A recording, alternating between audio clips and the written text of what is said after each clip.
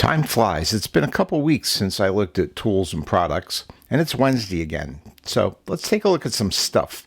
Welcome to the model room.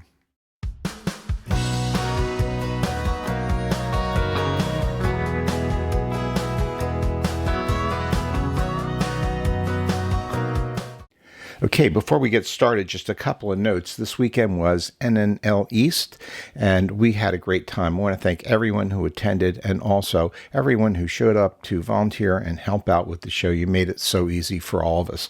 Thanks very much. This year, it seemed like we had a lot of people come up from the South. This is one of them. You know this. This is Hobbydude 007, Mark Batson. He's been around for quite a while. You know he is a great modeler, and he is just such a friendly and outgoing guy. It was wonderful to meet him. Mark, thanks for coming. Thanks for these shop cards. Look at this. What great work he does. And I love watching that channel. Of course, I'll put a link below. He sent me this and a couple of stickers, and I really appreciate it very much. Mark, again, thank you. In addition, we had some people out at the show this year. This is from Splash Paints. Shake, load, and spray. Boy, that's a great thing to me. No more trying to thin out the paint, figure out what the consistency ought to be. They had some terrific products, and we are happy that they showed up. In addition, my good friend of 30 years, Larry Greenberg, showed up. He is now the associate editor at Model Cars Magazine. He was there to do work for the magazine, along with Greg Hutchings, who, with a couple other of his staff members, came out from Hawaii. That's a long way to go for a model show. Greg, I really appreciate it. Thank you so much. We look forward to seeing the magazine and the article come out on NNL East. First up is a brand new product from AK Interactive. These are called Playmarkers. They're a pen that's filled with acrylic ink. They're really not a marker. Actually, if you can see here, they have a brush tip. These are actually little, I guess they're acrylic hairs to form a very pointy brush. And, you can shake them up. They're acrylic, so they are water soluble. They're just hitting the U.S. market, by the way. And I got these from AK in Spain because I wanted to try them. I'm not sponsored by them. I paid for them. But I thought, let's give it a shot. Let's take a look at this. And here's how they work. You can push in the end. Well, you got to take the cap off first. Push in the end to load the brush. And then you can, if you push a little bit, you'll load the brush, or you can drip out some onto your palette. Let's see if it'll come out here. And one of the things that you have to do is to, okay, it's not going to work. There it is. There we go. So this is called wood, which is basically sort of a medium tan color. They say to put it over white primer. So I primed up these seats just to see how it would go on. Since I can't get close, this is not going to be a straight line because, as you know, I'm a little shaky, especially reaching in front of the camera. But here you go. And, they do a great job. You need 2 coats usually, I would say, but I think with any acrylic marker, you want to do 2 coats. They can do a pretty fine line, but you can pretty much use them just like a brush. And then when you're done, you can wash them out with water. If that paint dries on the tip, then you can put it in water, wipe it with a damp towel, and it'll come back. So these are pretty neat things. Let me just show you. Here's another one. This one is called Dirty White, which I think is a very clever name for light tan. Let me load this. Here we go. It's almost white. Actually, I like this color, and I thought, I may do this for, you're not going to see that go on because it's pretty much the same color as the seat. I would use this for my rat rod on the white walls to make them look like they're white. And one of the things you can do, well, first of all, I did this in black here on the back of the seat just to see how it would cover. As you can see, it will cover pretty well. So if they're talking about using it on white primer, that's fine. You can, I believe, use it on darker colors as well, or even on, I would say, bare plastic. So looks pretty good. But you can mix these. You can mix them on the part or on your palette and just get a lighter color. Let me put a little bit more in here. So if you want a medium tan in between these two colors, you can do that. Now they come in sets or they come individually. The sets are things like, because these are made for like wargamer people that, paint up those little figures. They come in skeleton, costumes, and other different things. I should say, though, that my preference is for these markers. These are all over the place now. Everybody's making them. This is the set from Display. Sharpie makes them, Gallery makes them, AK Interactive makes their own.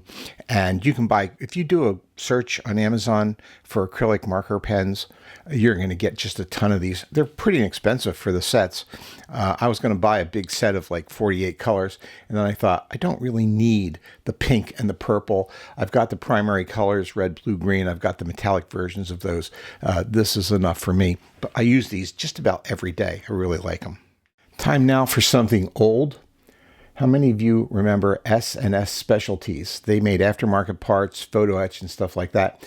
I just happened to see this on eBay, and I thought, I would really like to have this. This was a partnership between Mike Siegman and another fellow, and I'm sorry, I can't remember his partner's name right now. I knew Mike in a community of really terrific people. He was one of the best, and he was a great guy. We lost him maybe a year and a half ago. I saw Mike, Tom Geiger, and I had lunch with him at GSL a couple of years ago.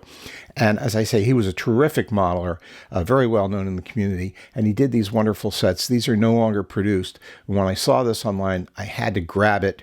I can't put a link to it because you can't buy it. And if you come across it, then you're lucky. But obviously, these are fan belt and pulleys. Actually, they're fan belt, they're pulley faces, and you can polish these up, hit them with a little bit of Flitz or Never Dull or whatever, stick them on the front of your pulley, and it looks like, well, it is real metal. And it's a little bit better, I think, than trying to finally detail paint those pulleys. You can just hit everything black, put a face on it. In any case, for old time's sake, I wanted to get this, and I thought I'd show it to you. All right, here's a tool. No kidding. This is called the Nibbler. And that's what it does. It nibbles plastic. If you want to cut a piece of plastic, if you have something that you're trying to just notch into or separate, it will do that. This comes from Micromark. I have this scrap plastic that I use from time to time if I'm scratch building something. And what it does is just nibbles away at it, makes a little piece of plastic, little square piece that you can use for sprue goo or something. But that's what it does. It just cuts into it like that. If you want to cut, a piece that goes around and then like sand down to a line, you want to make a curve in something, and you don't want to use an X-Acto knife or whatever, it'll do that.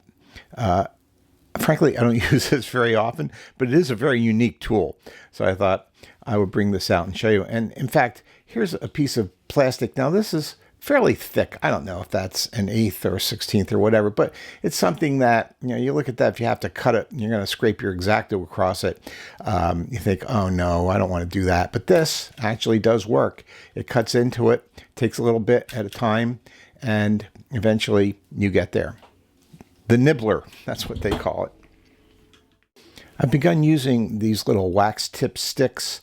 I don't know what the general name is for them. I know that here in this package, they're called pick and stick.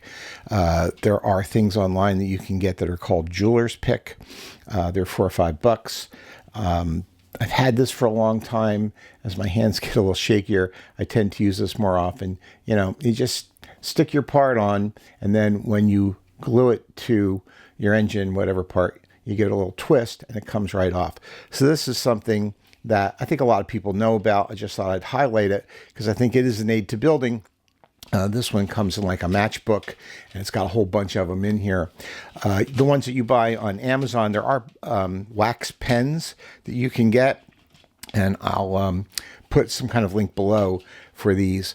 But a wax pen will, of course, ablate down, but you've got a lot of wax on there. The jeweler's pens have a tendency to wear out, and then you have to put new tips on them, so sometimes they'll come with 2 or 3 tips.